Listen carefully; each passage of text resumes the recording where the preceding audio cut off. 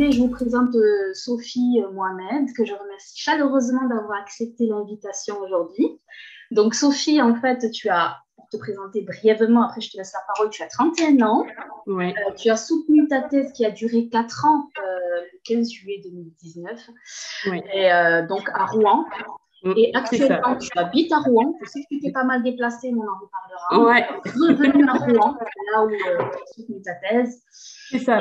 donc, tu occupes un poste d'ARC, qui est ARC veut dire attaché de recherche clinique pour ceux qui ne connaissent pas, remote, mais tu vas nous expliquer tous ces détails Oui, anglophones, etc. Donc, d'abord, Sophie, qui nous intrigue, nous, au tout début, c'est de voir un petit peu par où tu viens d'arriver, ton parcours, en fait, du master. Est-ce que tu savais que tu voulais faire une thèse? Comment tu as eu ta bourse de thèse, Sophie? Parce que toi, tu es en chimie organique, hein, si c'est je ne me ça. trompe pas. Donc, je te C'est laisse ça. me raconter un petit peu ton parcours à partir du master. Ok, super. Merci Asia déjà. Comme je te disais, je te remercie beaucoup pour toutes les vidéos que tu fais pour nous et vraiment une équipe super résilience continuée et ça nous aide beaucoup pour avoir plus une ouverture d'esprit. Donc par rapport à mon parcours, moi j'ai fait du coup comme tu as dit, j'ai bougé un petit peu, j'étais à Rennes, j'ai fait une licence de chimie. Ensuite, j'étais à Nantes, j'ai fait un master 1 chimie fine et thérapeutique. Et après, je suis revenue sur Paris parce que je viens de la région parisienne à la base.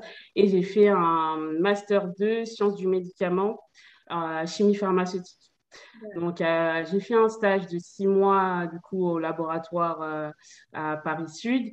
En fait, mon maître de stage, il m'a présenté à l'école doctorale pour continuer le projet sur lequel j'avais travaillé pendant mon stage. Malheureusement, je ne l'ai pas eu. J'étais en liste d'attente. Donc voilà, j'ai commencé à me poser des questions. J'ai fait un master recherche. Est-ce que je continue en thèse? Est-ce que je vais travailler? Mm. Bon, du coup, mon maître de stage, il m'a dit, bon, Sophie, tente quand même tu postules à une autre thèse. Et puis, voilà, tu verras, tu feras ton choix après. Donc, il y avait une thèse à Rouen en chimie organique chimie et chimie supramoléculaire. Yes. Donc, j'ai postulé, j'ai eu un entretien avec les deux chefs et ça s'est très bien passé. Le feeling est très bien passé. Donc, euh, une semaine plus tard, ils m'ont appelé pour me dire que j'étais acceptée. Waouh. Il y avait pas à passer à l'école doctorale, ils avaient déjà un financement. Super. Donc, voilà, j'ai été Sophie, acceptée. Sophie, je t'arrête juste parce que tu sais, il y a des masters qui nous écoutent, hein. Oui, Quel conseil tu peux leur donner comme ça en entretien? Parce que toi, tu dis ça s'est très bien passé, il y a eu le feeling. Quel conseil tu peux donner à ces gens-là qui cherchent une thèse, qui passent des entretiens et qui sont un peu parfois. ouais. Moi, je pense qu'il faut être sûr de faire une thèse, de s'engager pendant 3 ans ou 4 ans. Parce que c'est vrai, 3 ans, ça passe extrêmement vite. Mais voilà, une thèse, il faut être, on va dire, armé. Je sais pas, c'est pas la guerre, mais voilà, il faut être prêt à prendre en main un projet, à proposer des idées, voilà, de ne pas avoir peur de poser des questions à tes chefs, aux chefs lors des entretiens. Mm. Et voilà, vraiment bien réfléchir. Est-ce que la thèse va m'apporter quelque chose? Est-ce que ce sera bénéfique pour moi? Mm. Et ensuite se lancer. Vraiment, voilà, se poser les bonnes questions. Parce que parfois, après un master, on se dit, bon, j'ai pas le choix, je fais une thèse parce que je vais pas trouver du boulot. Mais il faut être sûr de vouloir faire cette thèse parce qu'il faut aller jusqu'au bout.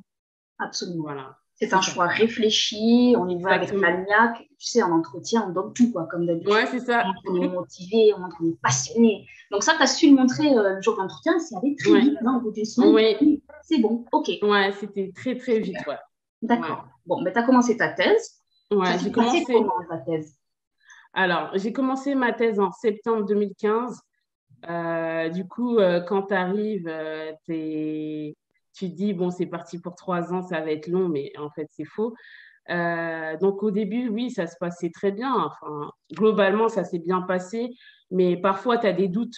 tu te dis, mais est-ce que je vais être à la hauteur? Là, j'ai pas très bien compris. La manip, elle a pas marché. Est-ce que je dois aller voir mon chef? Oui, il faut aller voir le chef parce que ça a pas marché. Essayer d'avoir ces réflexes de docteur plus tard. Donc, ouais, au début, c'était un peu compliqué parce que j'étais pas vraiment sûre d'être à la hauteur. Donc, après, il y a des moments où vraiment, j'étais pas bien. Je me disais, bon, j'ai envie d'arrêter. Yes. Mais voilà, j'étais bien entourée. Les gens étaient là pour me soutenir, dire non, Sophie, tu continues, tu t'es battue jusqu'aujourd'hui. Allez, tu fonces, tu t'arrêtes pas. Et puis, arrivé à la deuxième année, 2016, je suis tombée enceinte. Donc là, c'était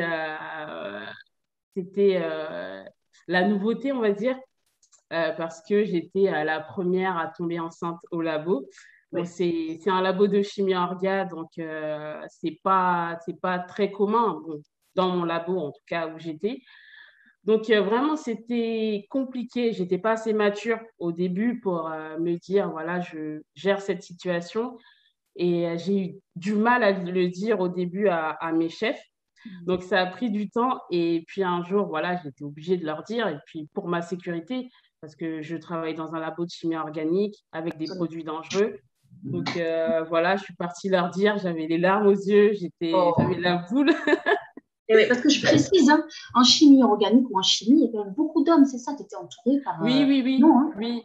En fait, dans les thésards, tu vas voir, il y a des femmes et des hommes, c'est mélangé. Il n'y a pas forcément que des hommes. Mais quand tu vas plus haut, c'est vrai qu'il y a plus d'hommes. Beaucoup d'hommes. Vraiment, vraiment. En chimie organique, après, je ne connais pas les autres secteurs, Ouais, mais en chimie organique, c'est plutôt comme ça. d'accord. Du coup, j'ai eu plein de réflexions, voilà, que j'aurais pas dû faire ce choix de garder. En fait, beaucoup de réflexions, mais je les ai gardées pour moi parce que c'était une sécurité, parce que je voulais finir quand même cette thèse. Je voulais pas m'arrêter parce que j'étais tombée enceinte. Donc voilà, mes chefs l'ont accepté. J'ai été arrêtée tout de suite. Donc j'ai été arrêtée en mars. Je n'allais plus au labo maniper. Et bon, il y avait quand même ma présence, enfin, j'avais une mi-parcours, donc je continuais quand même à venir pour rédiger et préparer ma mi-parcours qui s'est bien passée. Et je suis revenue au labo en novembre 2017. Donc, D'accord. j'ai accouché en septembre 2017 et je suis revenue en novembre 2017. Tu n'as pas Donc, on pris va tes dire, 3 mois, non, c'est septembre, octobre, novembre. Si, tu as pris tes 3 mois de congé oui, c'est ça, c'était et deux tu es mois et revenu demi. juste après. 2 mois et demi. Du coup, vraiment, c'était mon premier enfant, c'est difficile. Tu vois, tu te dis, tu laisses un petit de 2 mois et demi.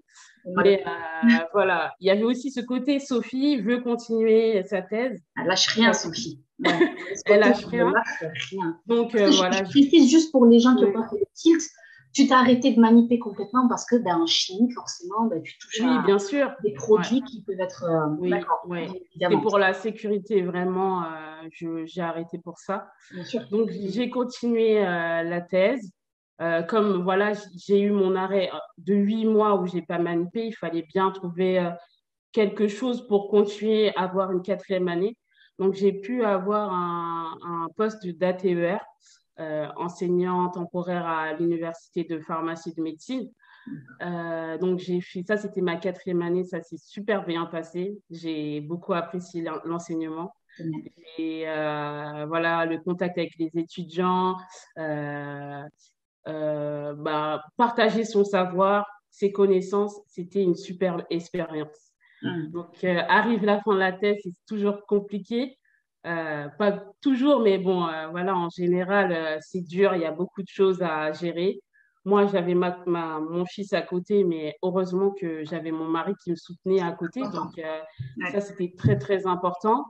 Donc, voilà, tu es sous pression, tu as beaucoup de choses. Il y a la publi à écrire, il y a le manuscrit à finir, il y a, il y a aussi les enseignements parce qu'il y avait des enseignements que j'avais. Et voilà, il faut se poser la question, qu'est-ce que je fais après la thèse? Aussi, aussi. Voilà. C'est Parce que important. c'est vrai qu'à la fin, tu n'as pas vraiment le temps C'est ça. de te poser, envoyer des CV. Moi, personnellement, je n'avais pas la force. Ouais. Mais arrivé les derniers jours, je me dis, mais Sophie, qu'est-ce que tu fais? Tu as bientôt fini, c'est bientôt le 15 juillet, qu'est-ce que tu vas faire après? Est-ce que tu fais une pause pour réfléchir ou est-ce que tu postules à des postdocs? Donc j'ai soutenu et là je me suis posé les questions, qu'est-ce que je fais? Donc dans un premier temps, je me suis dit, bon, je vais peut-être tenter un postdoc, mais à l'étranger. Donc j'avais en tête le Canada. Donc j'ai tenté un visa, ça s'appelle le PVT, c'est juste pour aller, tu peux travailler ou aller en vacances. J'avais essayé ça avec mon mari, on s'est dit, bon, si ça passe, c'est un tirage au sort, si ça passe, on y va. Donc j'ai eu ce visa-là, j'ai fait les démarches, etc. Mais après, en réfléchissant, c'était pas la bonne option. J'avais plus la force de continuer en fait en recherche. Et Ah, surtout de me dire que je continue à faire des postdocs. J'arrivais pas à me projeter.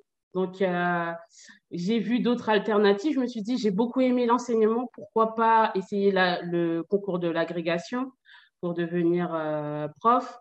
Mais à cette époque-là, là, on arrive ouais, septembre 2019.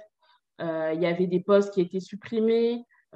Donc, vraiment, ça m'a découragée. Donc là est arrivé ce poste d'attaché de recherche clinique. Je voyais des amis à moi qui avaient quitté la thèse et qui s'étaient fait une reconversion en recherche clinique. Donc, j'ai commencé à me renseigner. Je suis... d'accord. Et Sophie, excuse-moi, est-ce que tu en avais oui, entendu parler un petit peu de oui, post-doc avant que tu oui, fasses ta oui. thèse, il me semble, hein? En 2015, en fait, à la fin de mon master, j'ai entendu parler du métier d'art.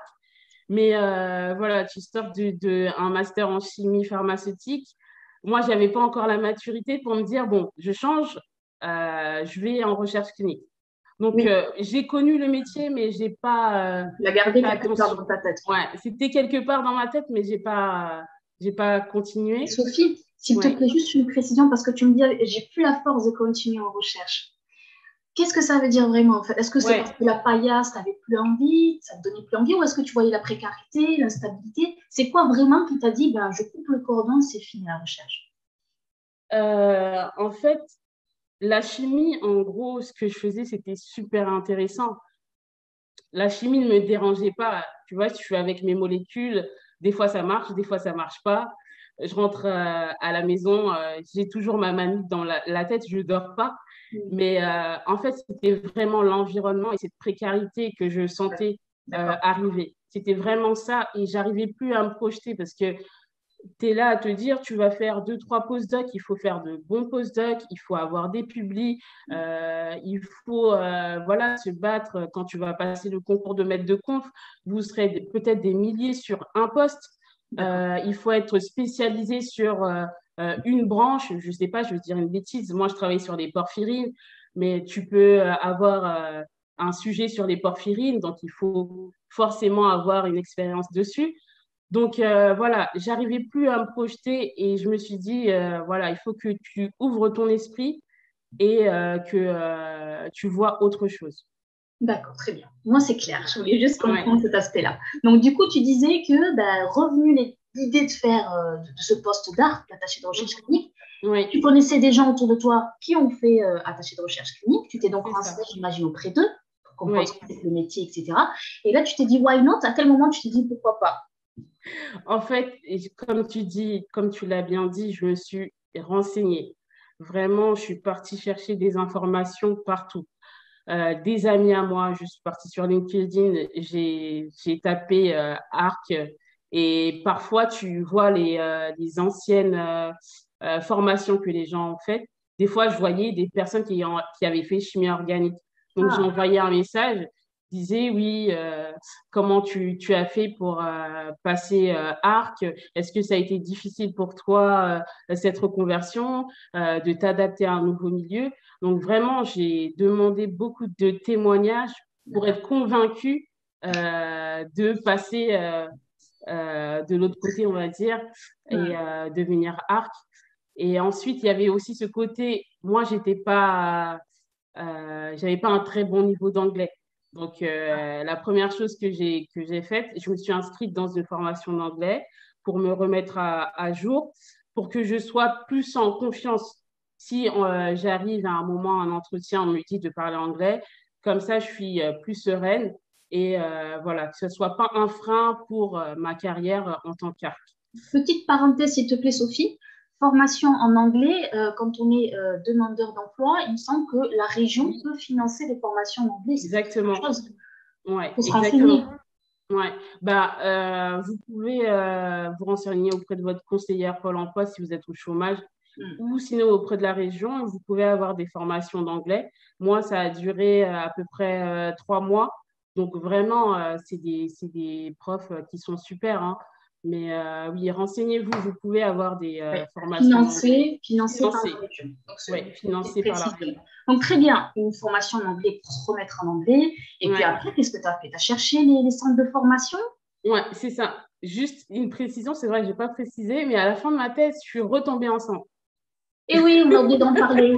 C'est un détail comme ça, effectivement. Donc, c'est là où tu as Je- beaucoup de mérite, Sophie. Oui, Parce que, c'est alors, ça. dis-moi juste, c'était au moment avant ta soutenance que tu as su que tu étais enceinte de ton deuxième garçon, il me semble. Ouais, de mon deuxième garçon, je l'ai su juste avant ma soutenance. C'était fin juin.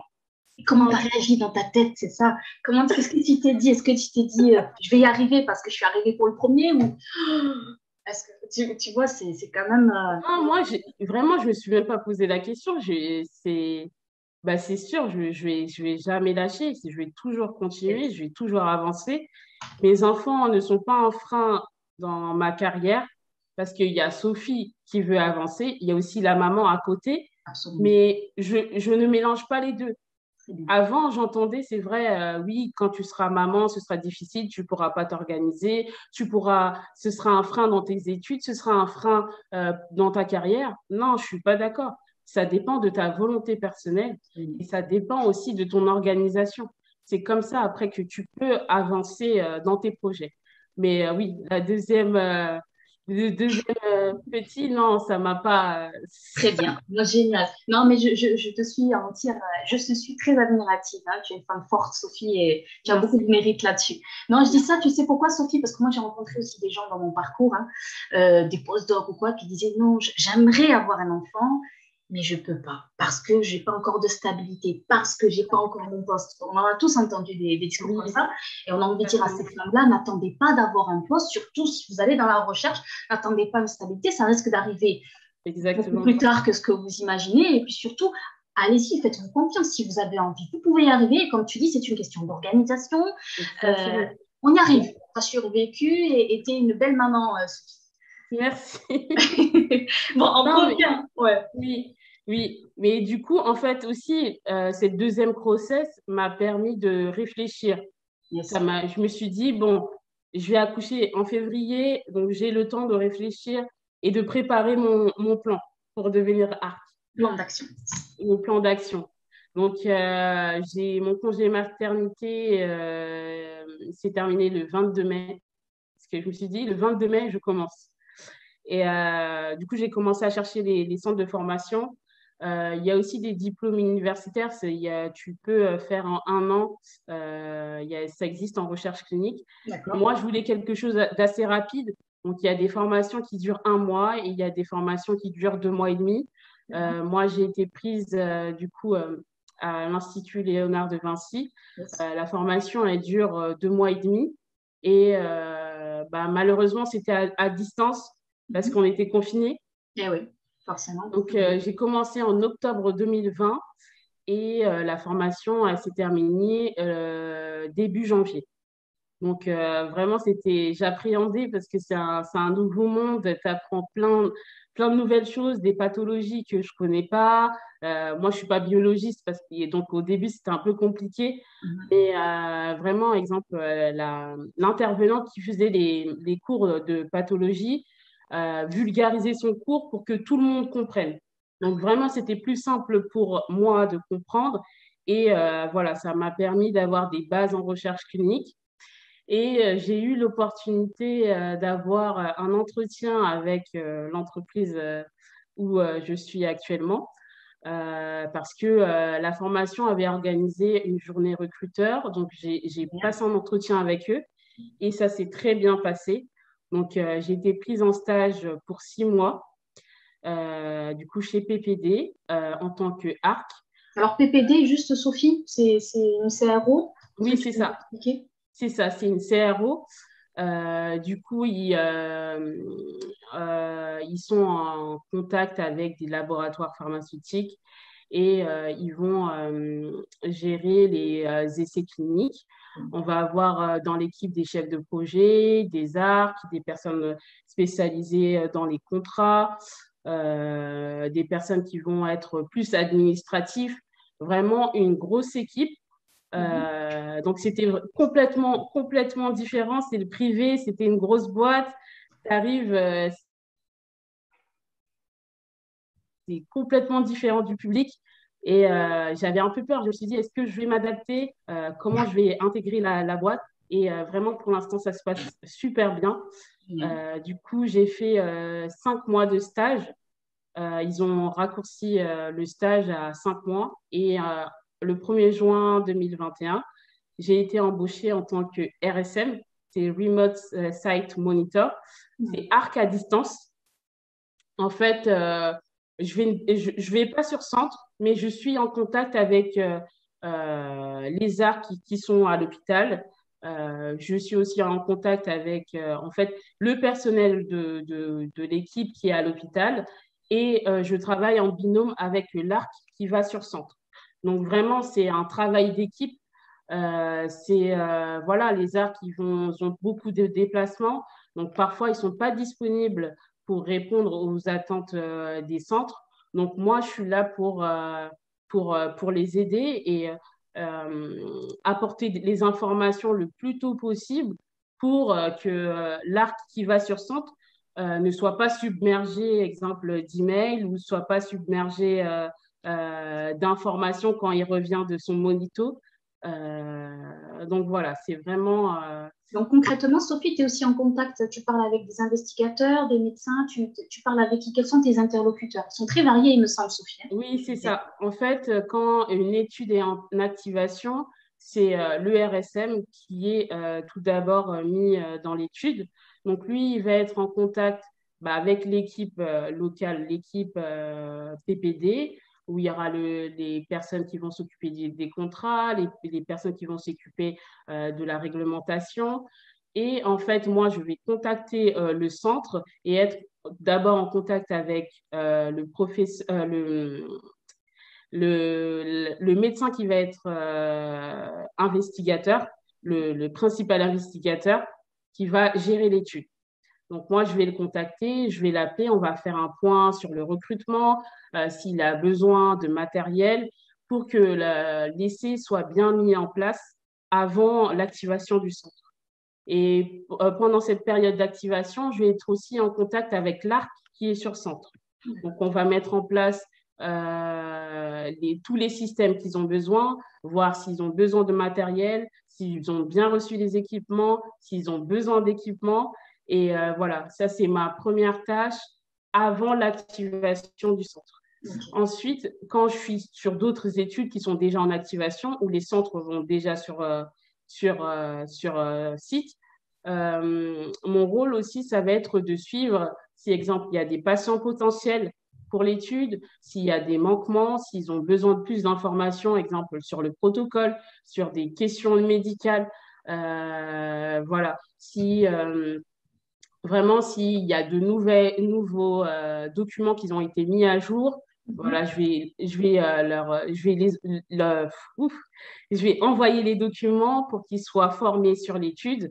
Et voilà. C'est toujours un suivi avec les arts qui sont sur centre. Et voilà, s'il y a des problèmes, remonter à l'équipe projet pour que ce soit réglé le plus rapidement possible. D'accord, Sophie. Et donc, du coup, est-ce que tu travailles avec plusieurs centres comme ça? Tu travailles Oui, sur plusieurs. Est-ce que tu travailles sur plusieurs études? Est-ce que tu oui, travailles avec plusieurs centres dans chaque étude? oui. D'accord. Actuellement, je travaille sur 4 études. Je travaille avec plusieurs centres, 18 centres. Wow. Donc après, vraiment, après, c'est une organisation, hein. tu t'organises, tu mets dans ton planning, voilà, à cette heure-là, je vais me concentrer sur cette étude. Et après, tu priorises. Parfois, il y a des demandes urgentes, il faut que tu sois réactif tout de suite. Par exemple, s'il y a un patient qui est potentiel, tu ne vas pas attendre le lendemain ou le surlendemain pour répondre. Il faut vraiment aider les centres pour que l'essai clinique se passe bien et que, oui, voilà, que l'essai clinique se passe bien. Donc, des fois, je priorise parce qu'il y a vraiment des urgences, mais sinon, pour mon organisation, exemple, je mets dans mon agenda, bon, à 7 heures, de 14 heures à 16 heures, je travaille sur cette étude. De 8 heures à 10 heures, je travaille sur cette étude. Donc, c'est génial quand même. Tu as quand même une certaine autonomie pour gérer ton timing, tes Ouais, priorités, etc. Et ouais. alors, qui est-ce que tu as au-dessus de toi pour te dire, non, là, Sophie, ça va pas ou tu aurais dû faire ci ou ça? Du coup, tu as, un J'ai manager? j'ai un manager, ouais, une manager, oui, qui est superbe, vraiment des gens bienveillants qui sont autour de moi, qui m'ont vraiment guidée pour bien comprendre tous les systèmes, voilà, pour me dire, voilà, Sophie, là, il faudrait que tu fasses comme ça pour la communication avec les centres. Il faudrait que tu fasses plutôt comme ça que comme ça. Et si, exemple, parfois, il y a des oublis, j'ai le chef de projet, on va dire, de l'étude qui va me contacter, qui va me dire, bon, voilà, Sophie, j'ai vu que tu n'as pas fait ça. Est-ce que tu peux résoudre ce problème? Est-ce que tu peux contacter le centre? Est-ce que tu peux appeler le centre? Moi, comme je suis nouvelle dans le milieu, j'ai pas tous les automatismes. Mm. Donc, Normal. Mm. ce qui est vraiment, vraiment super, c'est que je suis entourée de personnes bienveillantes. C'est génial. Exemple, j'ai une marraine, une buddy. Euh, j'ai un point, au début, j'avais un point toutes les semaines avec elle. Maintenant, on a des points toutes les 2 semaines. Et elle m'apporte vraiment, elle me partage son expérience, elle me partage des tips. Elle me dit, voilà, tu devrais faire comme ça, plutôt comme ça. Et vraiment, ça m'aide beaucoup pour mon intégration dans ce nouveau milieu. Et maintenant, je me sens vraiment heureuse. Je me sens bien parce que je pense qu'il y a énormément de choses à découvrir. Et Mm. quand tu es dans un bon environnement, c'est vraiment la priorité. C'est pour bien travailler et Absolument. évoluer, c'est l'environnement qui est super important. D'accord. Ben, écoute, toi, tu es en home office, si j'ai bien compris. Tu as Ouais. des horaires classiques, quoi, 9h, 17h? Comment ça se passe là au niveau de tes horaires? Pour les horaires, j'ai pas d'horaire. Je commence, enfin, il y a des horaires obligatoires, mais je peux commencer à 8 heures comme à 9 heures. Je peux finir à 17 heures comme à 19 heures. En fait, c'est à la journée, en fait. C'est pas, on va pas te fliquer parce que tu es parti à 17 heures. Mais ouais, j'ai pas d'horaire fixe, mais je m'adapte selon ma journée, vraiment. C'est très flexible. Donc, les journées ne Ouais. se ressemblent pas et c'est en fonction de la quantité de travail, de ce que tu dois faire, Exactement, des urgences exactement. éventuellement. Ok. D'accord. C'est très intéressant ce que tu nous racontes, Sophie. Parce que c'est vrai que jusqu'à maintenant, on entend le métier d'attaché de recherche clinique, c'est à l'hôpital, c'est parce que. Oui, Alors, il faut préciser aussi, Sophie, que là, tu es dans une CRO et que souvent, dans une CRO, il y a un mode de fonctionnement qui peut être différent d'un attaché de recherche clinique à l'hôpital, ou promoteur ou investigateur, etc. oui, Est-ce que là-dessus, tu peux nous donner quelques petites précisions, c'est possible? par rapport à, tu veux savoir quoi Alors, ma question, on va faire simple. J'ai entendu dire, par exemple, qu'effectivement, dans une CRO, il y a plus de pression que travailler dans un hôpital, par exemple. C'est pas du Ouais, tout la même chose. Là-dessus, ouais. tu peux nous éclairer? Qu'est-ce que les gens entendent par pression? Bah, pression, bah, j'étais pas à l'hôpital, donc je sais pas vraiment, mais c'est vrai qu'on me dit souvent que à l'hôpital, c'est plus flexible, mais c'est vrai que cette pression, je l'ai pas encore ressentie. Je sais pas si c'est dû à la thèse, parce que pour moi, vraiment, la thèse, la pression, elle était vraiment très, très élevée. Jusqu'à parfois, tu vois, je dormais, mais j'étais toujours au labo. Mon cerveau était en continu et je pensais que au labo, je pensais que à ma manip qui tournait, qui tournait. Et c'est comme si j'étais 24 heures sur 24 au labo. Mais là, vraiment, pour l'instant, c'est vrai, la pression, peut-être c'est que parfois, tu n'as pas respecté les deadlines que les chefs de projet t'ont mis et t'as pas fini ton travail à temps. Mais je pense que si tu justifies pourquoi tu es en retard, je pense qu'il n'y aura pas de problème. Ce qui est important, c'est que s'il y a un problème, d'en parler directement au chef de projet. Pas attendre que ça s'amplifie et, euh, voilà quoi, que l'équipe projet ne soit pas au courant qu'il y a un problème. Mais sans te mentir, je ne sais pas vraiment cette question. Sophie, c'est très intéressant ce que tu me racontes parce que ça m'amène à une question qu'on pose souvent. C'est en quoi avoir fait un PhD aujourd'hui t'aide dans ton métier d'aujourd'hui. Et tu m'as donné une réponse qui est ben, moi, je suis tellement habituée à la pression, à beaucoup travailler, etc., que finalement, aujourd'hui, en CRO, ça se passe plutôt bien, je gère, enfin, ça ne me fait pas grand-chose. Après, ça peut être aussi ton autonomie. Je pense que si en thèse, on apprend à travailler de façon Oui. autonome, on apprend à gérer son timing, à gérer ses manips, etc. Tu peux nous en dire deux mots par rapport à ça? Qu'est-ce que ça t'a apporté de faire une thèse finalement? Ah oui, je pense que ouais, ça m'a apporté énormément de choses. Déjà, la maturité de me dire que voilà, je suis ouverte d'esprit, je suis ouverte aux personnes qui sont autour de moi. J'hésite pas à les poser des questions parce que moi, quand je travaillais, quand j'étais au labo, parfois je comprenais pas, exemple, une manip, mais je m'arrêtais pas à juste la publication. J'allais chercher les informations, je demandais aux autres, exemple, les postdocs, ou sinon j'allais voir mon chef pour lui poser des questions. Et ben là, c'est la même chose. Si je suis bloquée sur quelque chose, je ne m'arrête pas à me dire, bon, je vais les embêter, je ne vais pas aller les voir. S'il faut aller discuter avec les autres, il faut aller demander des informations. On est là pour partager, donc il faut aussi recevoir. D'autres choses aussi, l'autonomie. Et moi, je suis quelqu'un, j'aime beaucoup travailler enfin, je suis autonome. Parfois, exemple, il y a des termes que je comprends pas, euh, des termes médicaux que je ne comprends pas. Donc, moi, ce que je fais, parfois, je vais, exemple, sur YouTube, je vais voir, des fois, il y a des vidéos vulgarisées sur le médical. Je vais regarder pour m'informer de quoi cette pathologie parle. Je vais sur Internet, je tape, exemple, le récepteur qui est dans le protocole. Je Yes. vais m'informer. Toujours aller, je cherche toujours D'accord. l'information. Et aussi l'organisation. Je pense que ça, c'est une clé super importante.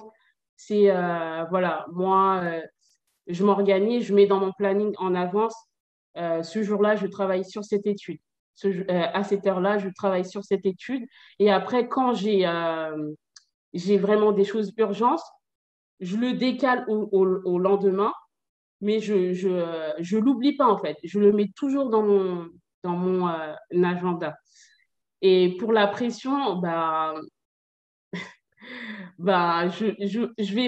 avant, je prenais vraiment à cœur quand Mm. j'avais des critiques. Yes. Quand j'étais au début de ma thèse, je prenais vraiment à cœur quand on me disait, bah, Sophie, tu n'as pas bien fait, il fallait que tu fasses la biblio, il fallait que tu ailles chercher plus de références pour avoir la bonne manip.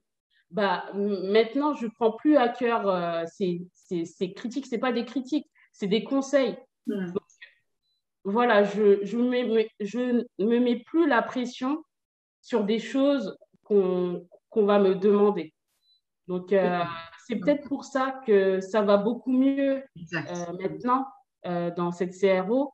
Quand on me dit, bah, Sophie, tu es en retard, tu n'as pas fini ça, je ne le prends pas à cœur pour me dire, voilà, elle voulait me rabaisser ou Ouais, je suis important ça. nulle. Ouais. Bah, non, j'ai pas fait mon travail, il fallait que je la prévienne pourquoi Yes. je suis en retard. Et voilà, ça se passe très bien après. Il ne faut pas être susceptible, quoi.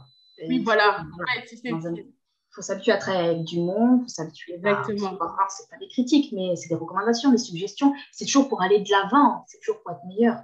Donc, exactement. expérimenter. J'ai tellement de questions à te poser, mais on va laisser quand même la place euh, aux gens qui sont là, qui t'ont écouté, qui eux aussi ont des questions. Donc, je remonte un petit peu la liste Ouais, et je vais te poser les premières questions qui tombent. Alors, Majoub. Bonjour Sophie Assia. Alors, ma question concerne le financement. Alors, on retourne un peu plus tôt. Le pas de souci. financement de la formation chez l'Institut Léonard de Vinci. Ouais. Bah, alors moi, j'ai eu un financement en région. Donc, moi, j'étais au chômage. Donc, j'ai contacté ma conseillère Pôle emploi. Il n'y avait pas de financement Pôle emploi. Donc, on a monté un dossier région. Moi, je suis en Normandie, je suis à Rouen, donc je ne sais pas si toi, tu es en région parisienne. Peut-être Non, que ça Toulouse. prend. Il est à Toulouse. Bah, peut-être que Ah ça. non, moi je suis à Toulouse. Alors, Ah, Majoub, toi, tu es à toi, t'es Toulouse. d'où? Non, mais oui, Majoub, il allume pas sa caméra, on le voit pas, tu n'as pas de réflexe. J'ai l'impression que tu me parles à moi, tu sais.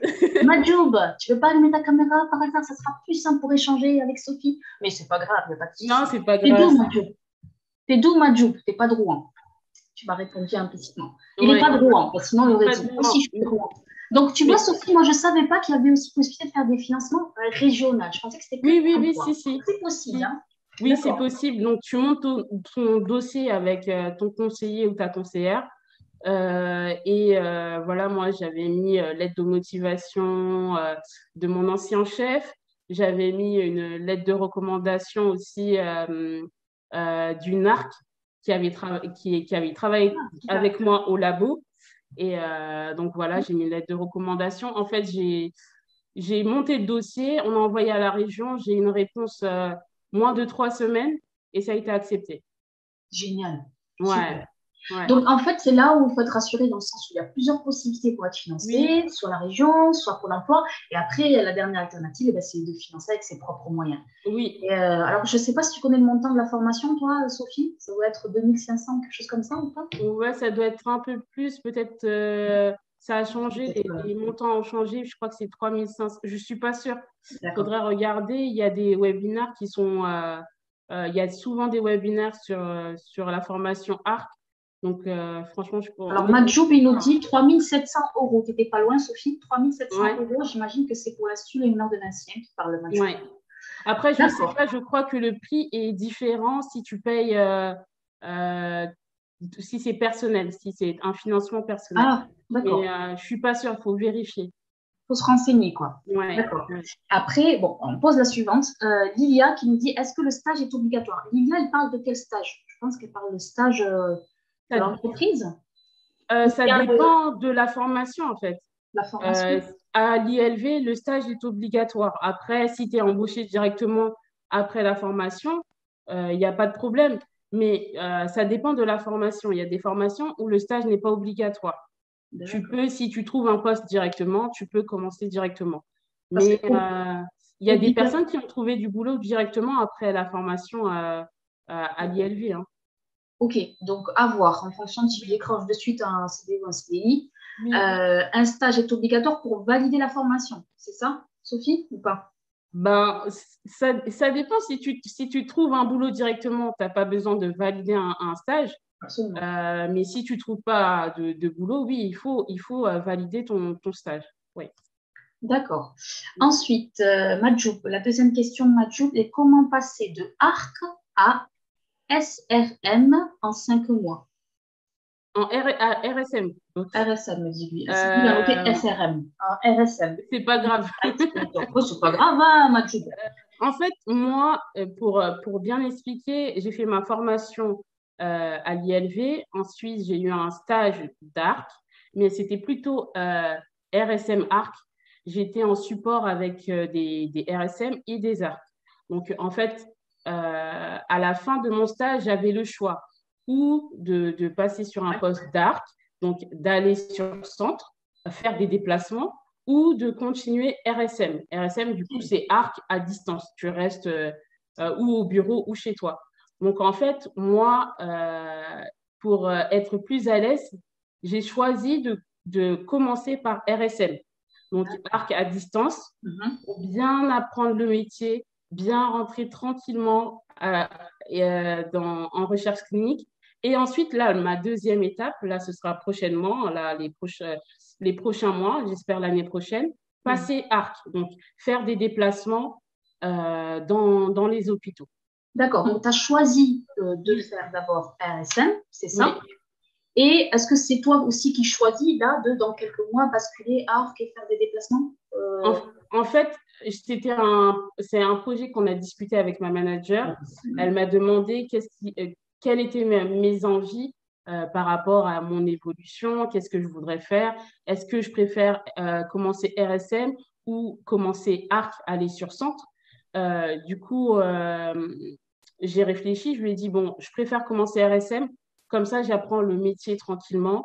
Ok. J'aurai aussi l'expérience des autres personnes autour de moi. Je serai en binôme aussi avec des arts qui vont sur centre. Donc j'aurai aussi cette expérience. Je suis pas à l'hôpital, mais voilà, je discute avec eux. Et ensuite, passer arc, euh, moi j'ai choisi de partir sur Lyon. Donc prochainement, je partirai sur Lyon. D'accord. Et voilà, donc ma manager a été d'accord. Donc ça, c'est dans mon projet de passer ARC prochainement. Et on a Voilà. discuté ensemble. D'accord, donc c'est un projet, etc. Et bon, c'est ton choix. Oui. Le fait de passer à Lyon, est-ce que c'est un choix personnel du coup? Tu as le droit de, quand tu es jumeau, tu as le droit d'être où tu veux, partout en France? En fait, il y a la boîte propose différentes localisations. Mhm. Moi, je suis très contente qu'il y ait cette solution parce que, en fait, je voulais partir de Rouen parce que ce serait la dernière chose qui me lierait, on va dire, à ma thèse, parce que j'ai passé ma thèse à Rouen. Mhm. Donc, c'est aussi pour tourner la page. Donc, il y Ah avait oui. différentes propositions. Vous pouvez regarder ou vous pouvez me contacter. Il y a différents endroits. Il y a Lyon, il y a Bordeaux, il y a Marseille, Mhm. il y a Nantes, je crois. Il y a plusieurs villes. Et Lyon, c'était une ville qui me plaisait. Et voilà, je me suis dit, pourquoi pas, ce serait super. Génial.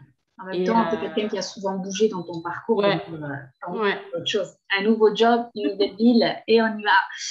Ben, super. Alors, j'ai une question de Majou qui me dit une dernière question, promis. Non, pas du tout, Majou. Tu peux poser autant de questions que tu veux. Tu peux la bombarder, Sophie, en tout cas jusqu'à 14 heures. Est-ce qu'on peut avoir une idée? On me parle de sa rémunération. Ouais, ça intéresse, Sophie. J'espère que tu as envie de. Tu peux nous en parler. Ça ne te dérange pas. Avoir une fourchette de salaire pour un RSM, voilà, j'ai bien dit, et un ARC. Est-ce que ça, tu peux les éclairer, les gens? Ça aide souvent pour les entretiens. Oui, oui, oui. Bah, je sais pas si j'ai le droit de le dire ou Une si. fourchette, sinon, hein. C'est une fourchette à peu près, je Oui, sais une pas, fourchette c'est entre 36 et 42 36 et RSM. 42. Ouais. On va savoir. D'accord. Est-ce que tu as des primes, avantages, quelque chose en plus de ça ou c'est fixe? Oui, tu as des primes. Moi, j'ai pas encore eu ces primes, mais oui, tu as des primes de performance. Je ne pourrais pas Ah, te dire vraiment exactement, ça tourne autour de combien, comme je suis nouvelle, mais yes. oui, il y a des primes, oui. D'accord. Donc voilà, 36-42, c'est bien, ça permet d'avoir une idée. Alors par rapport à Arc RSM, tu sais si c'est à peu près la même fourchette aussi? Il n'y en a pas un qui est mieux payé que l'autre ou L'arc qui va sur centre sera payé plus D'accord. parce que il bouge et il a plus de déplacements. Donc, oui, l'arc qui va sur centre sera payé plus. D'accord.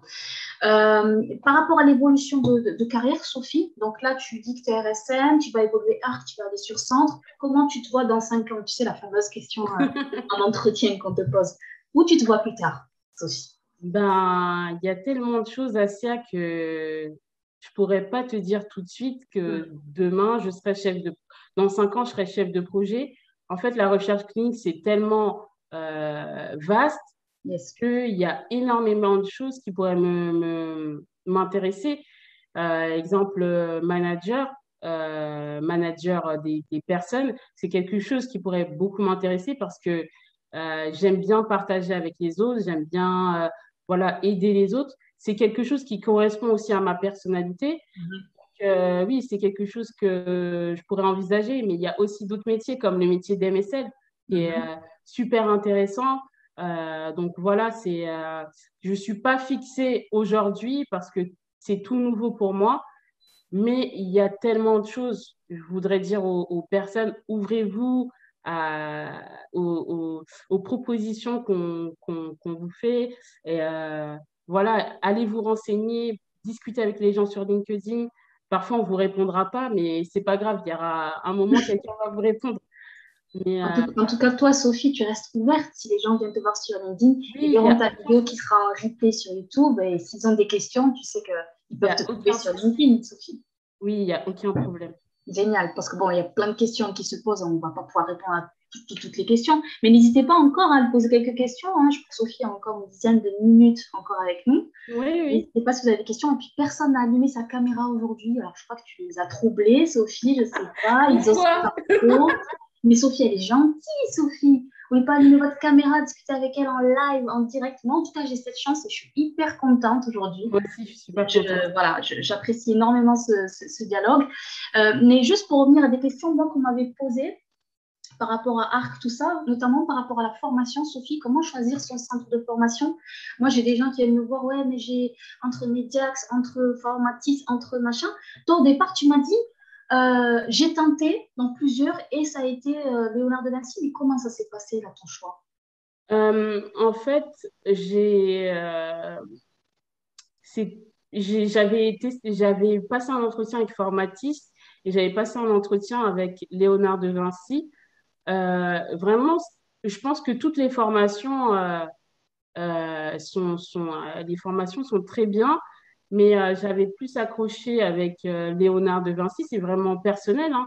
Mm. Et en fait, comme la formation était de 2 mois et demi et il y avait aussi le stage, moi, je voulais pas me précipiter. Je voulais vraiment aller dans ce nouveau monde étape par étape. Je voulais pas sauter des étapes. Donc, pour moi, 2 mois et demi, pour apprendre de nouvelles choses. Je trouvais ça correct. Et puis le stage, parce que c'est ça, tu as fini ta thèse, tu n'as pas envie de refaire des stages. Mais moi, je pensais que c'était une opportunité pour moi de rentrer tranquillement dans ce monde. Mais je pense que Formatis, Mediax, elles sont très bien, les formations. Tout le monde trouve du travail. Il faut juste de la volonté et puis ça va passer. Est-ce que cette formation elle est un peu intense? Qu'est-ce que tu recommandes aux gens? C'est important ça, hein, parce que les gens ne savent pas à quoi s'attendre en termes de Oui, oui, la travail, formation. quoi. Et de toute façon, il y a écrit hein, formation intense. Oui, c'est une formation intense. Il faut bien être concentré, prendre des informations, hein, relire régulièrement les notes qu'on vous donne ou les cours. Parce que c'est vrai que tu as beaucoup d'informations. Après, peut-être, moi, comme j'étais pas biologiste, peut-être que pour les biologistes, c'était plus simple, je sais pas. Mais moi, comme je suis chimiste, c'était un peu plus compliqué. Donc, Mm. je suis vraiment restée concentrée. Et Mm. pendant 2 mois et demi pour assimiler vraiment le maximum de choses. Alors, c'est un examen à la fin, tu as quelque chose à valider, Sophie? En fait, c'est un contrôle continu. Continue. T'as des contrôles, t'as des contrôles régulièrement. Tu as des Mhm. soutenances aussi. Tu as des mises en situation. C'est super intéressant. Donc voilà, c'est vraiment en continu. Tu as différents examens et après, tu dois valider ton stage. Et tu as dû travailler en groupe aussi. Le Oui, travail en voilà, j'ai groupe, dû j'imagine, travailler des en choses à groupe. rendre, etc. Donc, elle est intense, cette formation, mais j'imagine que tu as appris beaucoup. Ça t'a Oui, conforté à ce moment-là sur ton énormément. envie de continuer. Toi, tu as appris beaucoup de choses, je suppose, parce que toi qui viens de la chimie, ça a dû être stimulant à ce niveau-là. Oui, c'est clair. J'ai une question de Lilia qui dit, peut-on devenir ARC directement sans passer par une formation complémentaire? Je suis pharmacien de formation.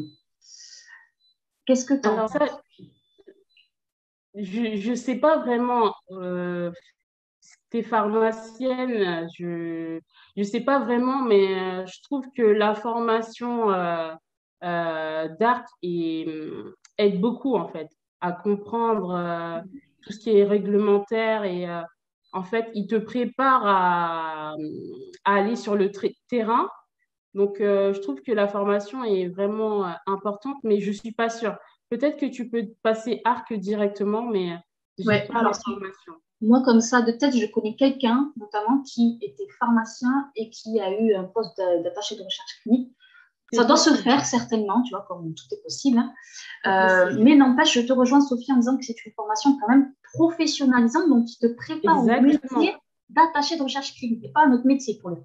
Tu Oui, sors de là, je pense que tu es prêt pour faire le métier, tu comprends parfaitement le métier. Et puis, exactement. pour les recruteurs, je trouve que ça rassure beaucoup de Oui, prendre oui, quelqu'un oui. qui a fait cette formation. Elles sont assez connues maintenant, et elles ont une Oui, certaine réputation. Et, oui. euh, et oui, donc je te rejoins, effectivement, c'est quand même une formation qui prépare bien au métier d'attaché de recherche clinique. Donc, Lilia, est-ce qu'on a bien répondu à ta question?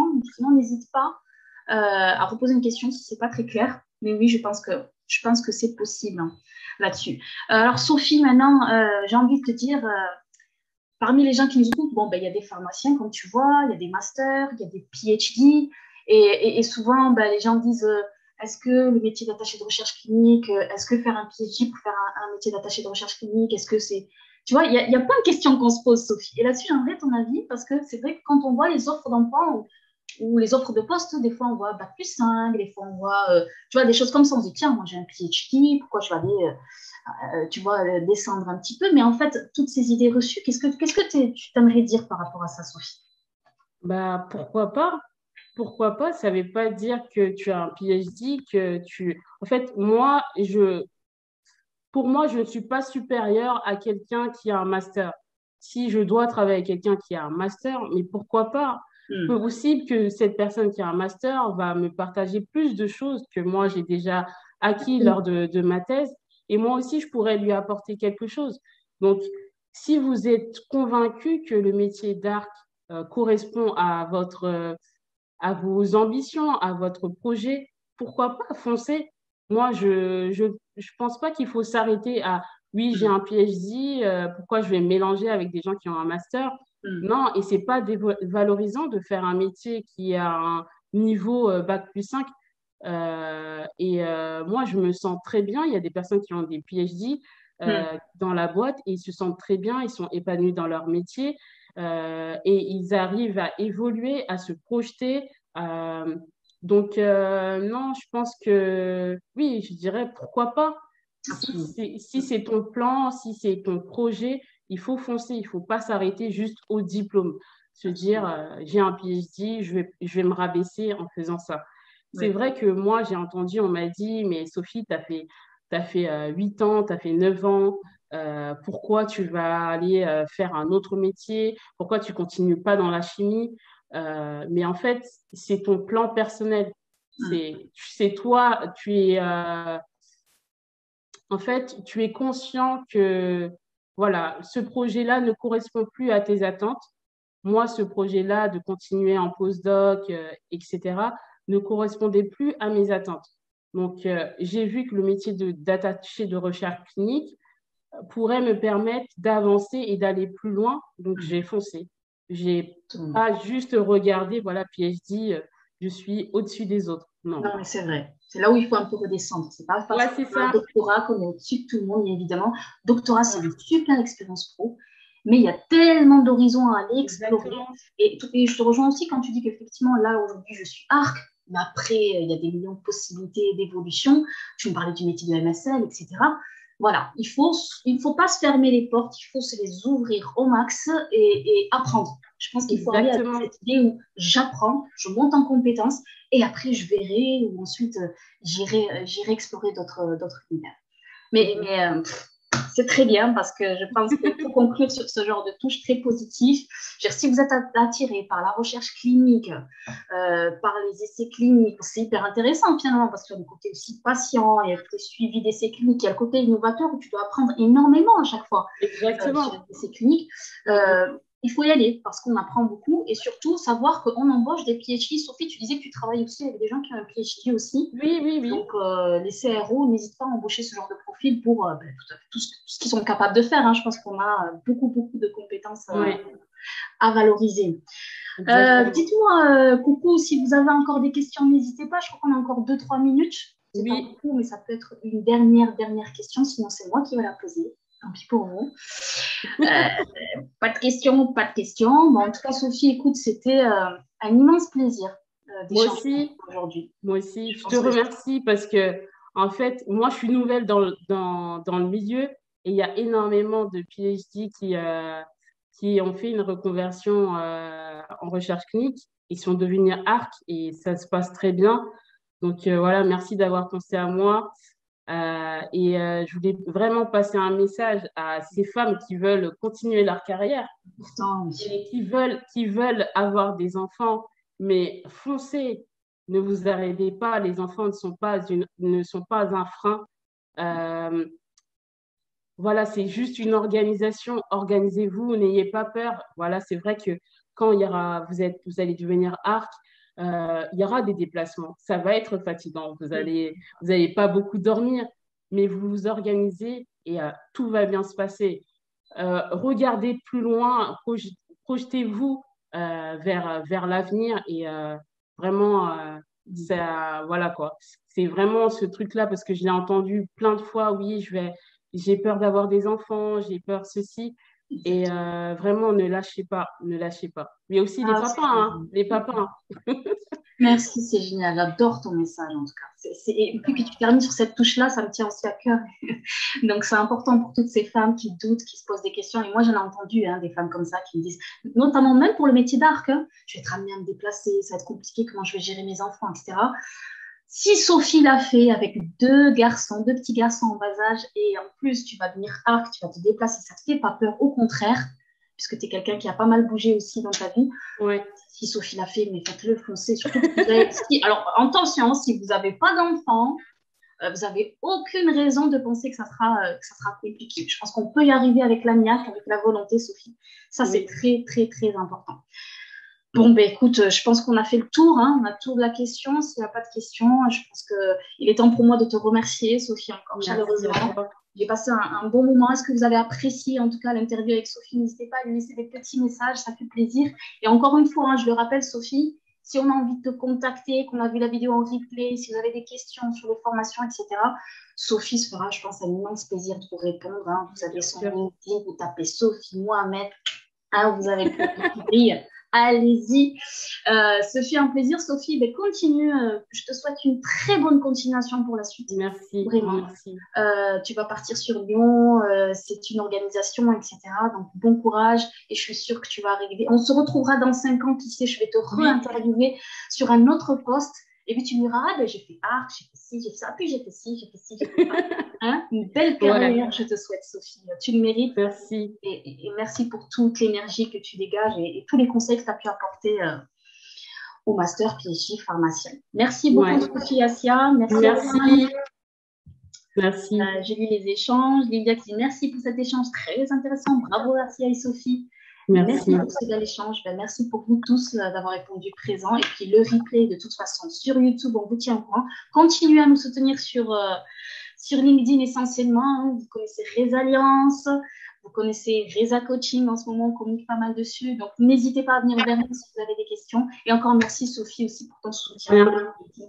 Je vous fais tous de gros bisous et je vous souhaite une excellente journée et à très, très vite pour de nouvelles aventures. Merci à tous et merci, Sophie. À bientôt. Ciao.